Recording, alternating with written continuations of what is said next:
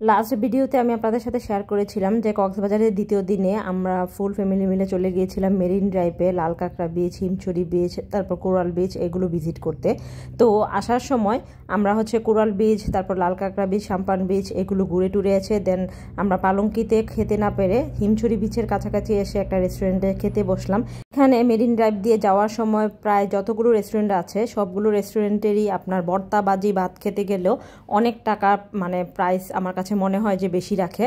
তো যাই হোক, তো খাওয়া দাওয়া শেষ করে দেন প্রায় মোটামুটি 4টার দিকে আমরা হিমছড়ি বিচের দিকে চলে আসলাম। আর এই হিমছড়ি বিচের দিয়ে যে যাওয়ার সময় যে সাঁকোটা পার হলে আপনি চারপাশে দুই পাশে এরকম সুন্দর সুন্দর ঝাউবন দেখতে পারবেন। মূলত আমরা এই হিমছড়ি বিচে আসার একটাই মূল উদ্দেশ্য যে এখান থেকে আমরা সানসেটটা দেখে যাব, কারণ এই হিমছড়ি বিচে সময় কাটানোর পরে আমরা আর অন্য কোথাও গিয়ে সময় বা ডে লাইট পাবো না। তো এখানেই আমরা আমাদের বিকালটার সময়টা কাটাবো। হাঁটতে হাঁটতে আমরা ঝাউবন পেরিয়ে দেন এখন বিচের কাছাকাছি চলে আসলাম। আর এই বিচটা আমার কাছে সানসেট দেখার জন্য একদম one of the best beach মনে হয়েছে কক্সবাজারের। এটা আমার ওপিনিয়ন পার্সোনালি। কেন মনে হয়েছে আমি আমার পুরো ভিডিওটিতে আপনাদেরকে ডিটেলসে বলার ট্রাই করব। তো এখন প্রায় বিকেল গড়িয়ে একটু পরে সূর্য অস্ত যাবে। তো চারপাশের পরিবেশটা খুবই সুন্দর ছিল।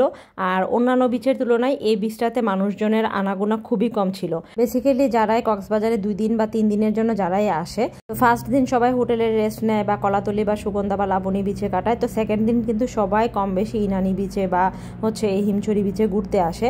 তো দেখা যায় যে সেই তুলনায় ইনানি বিচের তুলনায় আবার হিমছড়ি বিচে মানুষজন একটু কম থাকে। তো এই জন্য আমরা হিমছড়ি বিচটাকেই সানসেট দেখার জন্য আমার কাছে বেস্ট বিচ মনে হয়েছে। আর এখানকার যে সানসেটের যে দৃশ্যটা সেটা কতটা সুন্দর একটু পরেই দেখতে পারবেন। আর এখানে আসার পরে না শুধু চারপাশে শুধু হাঁটতে ইচ্ছা করছিল। একদম পরন্ত বিকেলে সূর্যের কাছাকাছি, সমুদ্রের কাছাকাছি এরকম একটা ওয়েদার তখন ছিল। সমুদ্রের কাছাকাছি থেকে শুধু হাঁটতে ইচ্ছা করছিল। তো এই বিচে আসার পর আমরা ওরকম ছবি টবি বা ভিডিও কিছুই করি নাই। চারদিকে শুধু দেখা গেছে যে সমুদ্রের পাড় দাঁড়িয়ে হাঁটতে ইচ্ছা করছিল। ও আর একটা কথা হচ্ছিল যে যারা প্যারাসাইক্লিং করতে চান কক্সবাজারে এসে তাদেরকে কিন্তু অবশ্যই এই বিচে আসতে হবে। তো আমরা যখন গিয়েছিলাম তখনই প্যারাসাইক্লিং বারবার করে করছিল মানুষরা। আর এক একজন প্যারাসাইক্লিং এর জন্য পার পার্সন এখানে রেট ছিল 2000 টাকা করে। একদম সূর্য যখন অস্ত যাবে একজন আপু মেবি এখানে প্যারাসাইক্লিং করছিলেন, আর সেটার ভিডিও আমি ক্যাপচার করি। কেউ যদি এখানে মোটরসাইকেলে করে পুরো বিচ ভিজিট করতে চান সেটাও কিন্তু সম্ভব। আমার হাজবেন্ড আর আমার ছোট ভাই এই বিচের পারে এসে এই বালুর মধ্যে দৌড় প্রতিযোগিতা করছিল যে এক একজন কে কার আগে দৌড়ে যেতে পারে।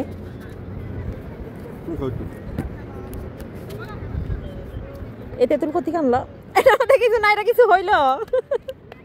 আল্লাহ, টক নাকি অনেক। হিমছড়ি তেঁতুল মনে না, কত করে যাচ্ছিল না, নিয়ে গেলে হয়তো। কক্সবাজারে এসে যারা এই হিমছড়ির তেঁতুল বলেন বা কক্সবাজার শহর থেকে যারা তেঁতুল নিতে চান তারা কিন্তু খুব সুন্দর এবং সুস্বাদু তেঁতুলটা নিয়ে যেতে পারবেন। এবং এখানকার তেঁতুলের টেস্ট আসলেই অসাধারণ এবং প্রাইসও আমার কাছে খুবই কম মনে হয়েছে। আমরা হিমছড়ি বিচে সানসেট দেখার পর তারপর সোজা ওখান থেকে চলে আসলাম। সন্ধ্যার পর ওই জায়গাটা যেহেতু একটু রিস্কি হয়ে যায় তাই ওই বিচে তখন আর কোনো মানুষকে অ্যালাউ করা হয় না। আমি আমার একটা পার্সোনাল ওপিনিয়নের আপনাদের সাথে শেয়ার করি। বাজারে ঘুরতে এসে যারা সানসেট দেখতে চান তারা অবশ্যই একদিন হলেও হিমছড়ি বিচের এই সানসেটটা দেখতে খুব বেশি খারাপ লাগবে না। তো যাই হোক, আমরা ওখান থেকে ডিরেক্ট চলে আসলাম আমাদের হোটেলে। তারপর হোটেলে এসে আমরা আমাদের সন্ধ্যা চা নাস্তাটা খেলাম। আমি এখানে সবার জন্যই কফি বানিয়ে নিলাম। তারপর বিস্কিট ছিল, আমরা বিস্কিট দিয়ে দেন সুন্দর করে কফি খেলাম। কিছুক্ষণ রেস্ট নিয়ে দেন আমরা 10:30টার দিকে আবারও নিচে চলে আসি। হোটেলে ছিলাম যে হোটেল সি মুনে, ওই হোটেল সি মুনের নিচেই ছিল কক্সবাজারের বারবিকিউ খাওয়ার জন্য ফেমাস রেস্তোরাঁ শালিক রেস্তোরাঁ। কক্সবাজারে ঘুরতে এসে যদি একদিন এই শালিক রেস্তোরাঁর বারবিকিউ না খাওয়া যায় মাছের, তাহলে কি হলো বলেন। কক্সবাজারে যখন আমাদের ঘুরতে যাওয়ার প্ল্যান করা হয় তখন আমার হাজবেন্ডের কাছে আমি বলেছিলাম যে আর যাই কিছু করো আমি কিন্তু শালিকে গিয়ে একদিন বারবিকিউ না খেয়ে কক্সবাজার থেকে আসবো না। তো বললো যে আচ্ছা ঠিক আছে। তো আমরা চলে আসলাম, যেহেতু আমরা এরপরের দিনই চলে যাব, তো আমাদের কাছে হাতে ওরকম টাইমও নাই। তো আমরা বললাম যে আজকে এই রাতের জন্য আমরা এখানের মাছের বারবিকিউটাই খাবো শালিক রেস্তোরাঁতে। রেস্টুরেন্টটা যেহেতু মোটামুটি প্রায় 24 আওয়ার্সই ওপেন থাকে, তবে ওদের বারবিকিউ জোনটা খোলা থাকে ভোর 4টা পর্যন্ত। তো আমরা চলে আসলাম ওদের বারবিকিউ জোনে। আর ওদের বারবিকিউ জোনটা কিন্তু রেস্টুরেন্টে ঢুকতে একদম হাতের বামে। এখানে ওদের রেফ্রিজারেটরে সব ধরনের মাছ ডিসপ্লে করা থাকে। আপনি আপনার পছন্দ মতো যে মাছ খাবেন বা যে ওজনের মাছ নেবেন ওদেরকে বললে ওরা সেটা বের করে দেয়। এবং আরেকটা কথা বলি, ওদের মাছগুলো কিন্তু প্রত্যেক দিন এবং প্রত্যেক বেলায় নিয়ে আসা হয়। মানে এটা আমি কীভাবে বুঝলাম সেটা আমি বলি আপনাদেরকে। আমরা যে মাছটা নিয়েছিলাম সেটা জাস্ট একটু আগে ওরা নিয়ে এসে জাস্ট কিন্তু পুরোপুরি ডিপও হয় না। আপনার পছন্দ মতো যেটাই নেবেন সেটার আগে পেমেন্ট করে দেন হচ্ছে হলে ওদেরকে যেভাবে বলবেন ওরা ঠিক সেভাবে বারবিকিউ করে দিবে, সেভাবে যা ইচ্ছা তাই করে দিবে। তারপর আমরা ওখানে কিছুক্ষণ ছবি টবি তোলার পরে তারপরে এটা যেহেতু সবসময় ওভারক্রাউডেড থাকে, ভিতরে অনেক বড় রেস্তোরাঁ হওয়া সত্ত্বেও ভিতরে জায়গা পাওয়াটা কিন্তু খুবই টাফ। সো আমরা একটা টেবিলে এসে বুকিং দিয়ে গেছিলাম আগেই। তারপর আমরা বাইরে গিয়ে কিছুক্ষণ ঘোরাঘুরি করার পরে তারপর সেই টেবিল খালি হওয়ার পর তারপর আমরা আসলাম আবার। এই রেস্তোরাঁর আরেকটা সিস্টেম হচ্ছে আপনি বারবিকিউর সাথে যেটা খাবেন নান পরোটা, সেটার জন্য কিন্তু আপনাকে আলাদা করে আবার পেমেন্ট করতে হবে। আপনি আপনার পছন্দ মতো করে যেটাই খাবেন সেটাই এখানে আবার ওদের ওয়েটারদের দিয়ে পেমেন্ট করে দেন হচ্ছে সেটা আবার অর্ডার নিতে হবে। তারপর এই যে আমরা ওয়েট করছিলাম, আপনি অর্ডার দেওয়ার পর মিনিমাম ওরা 20 থেকে 25 মিনিট একটা টাইম নেয় এবং হচ্ছে আলটিমেটলি একটু পরে আমাদের ফুড চলে আসলো। কথা হচ্ছে হলো যে আপনি আপনার টেস্ট অনুযায়ী যেটাই যেমনভাবে খেতে চান, আপনার ফুডটা যেই অবস্থাতে রাখতে চান ওদেরকে বললে ওরা সেটা করে দেয়। আরেকটা কথা বলি, সেটা হচ্ছে ওদের এখানে নান বা পরোটা যেটাই অর্ডার দেন না কেন প্রাইস অনুযায়ী একদম ওর্থ ইট। কারণ এত বিশাল সাইজের পরোটা বা এত বিশাল সাইজের নান থাকে যে একজনে একটা পরোটা বা নান খেয়ে শেষ করার মতো না। তো আমরা হচ্ছে মানে এখন খেতে বসে গেলাম। আর ওরা হচ্ছে এই বারবিকিউর সাথে ওদের নিজস্ব একটা গ্রিন চিলি একটা সস দেয়।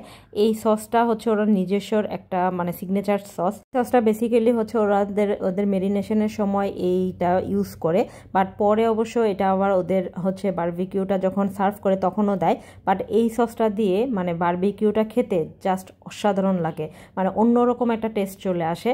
তবে আমি বলি, আমি কক্সবাজারে এর আগেও যখন এসেছিলাম আমি অনেক জায়গার মানে অনেক বারবিকিউ খেয়েছি। তবে আমার পার্সোনাল ওপিনিয়ন হচ্ছে মানে এই কক্সবাজারের one of the best barbecue করে হচ্ছে এই শালিক রেস্তোরাঁ এবং আরেকটা হচ্ছে প্রাসাদ প্যারাডাইস। আমার পার্সোনাল ওপিনিয়ন যদি দুই জায়গার কম্পারিজন করি, এই দুই জায়গার তুলনায় আমার কাছে শালিকেরটা একদম বেস্ট মনে হয়েছে। যেহেতু কোনো ফুড ব্লগার না বা ফুড নিয়ে আমি তেমন কোনো রিসার্চ করিও না, তাই আমি ওরকম আহামরি কিছু বলতেও পারবো না। আমি যেটা জানি যে বারবিকিউর মাছ বা মাংস আপনি তখনই মানে ভালো লাগবে যখন মাছটা বা মাংসটা যত ফ্রেশ হবে ততই কিন্তু ভালো লাগবে। আমরা ওদের আরেকটা আইটেম ছোলার ডাল দিয়ে গরুর মাংস তারপর সবজি এগুলো ট্রাই করলাম পরোটা দিয়ে। আর লাস্টে আমরা বলতে হবে যে কক্সবাজারে আমি যতগুলো মিল নিয়েছি আমার কাছে ওয়ান অফ দ্য বেস্ট মিল মনে হয়েছে শালিক রেস্তোরাঁর এই মিলটা। তো শেষ করে দেন একদিন আমরা চলে আসলাম বিচে প্রায় রাত 2:30-3টা পর্যন্ত ছিলাম। কারণ রাতে সমুদ্রের গর্জন শুনতে যতটা না ভালো লাগে, দিনের বেলা তার 10 ভাগের 1 ভাগও ভালো লাগে না। রাতে সমুদ্রের গর্জনের অন্যরকম একটা অনুভূতি পাওয়া যায় এবং যেটা আসলে না শুনে কানলে বলে বোঝানো যাবে না।